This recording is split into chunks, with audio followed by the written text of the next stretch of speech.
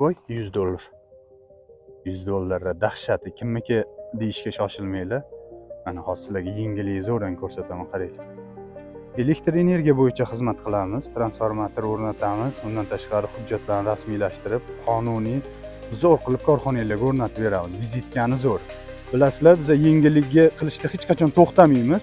Bu yengillikni hali boshliq bilmaydi-da. Ya'ni boshlig'i mashinasiga hozir qanaqa darajada o'rnatishimizni bitta boshlig'i mashinasiga emas, любой odam mashinasiga o'rnatib qo'ysanglar, baribir neobishniy bo'ladi-da. Mana shunda qo'yib qo'yamiz-da. Qanaqa bo'lishini ko'ramiz. Boshliq chiqib shundoq keladi-da. Voy, $100 qo'yib ketishibdi deydi-da. Shundoq oladi, shundoq qaraydi. O'zimizni korxona ekan, transformator ishlab chiqar ekanmiz-ku deydi-da.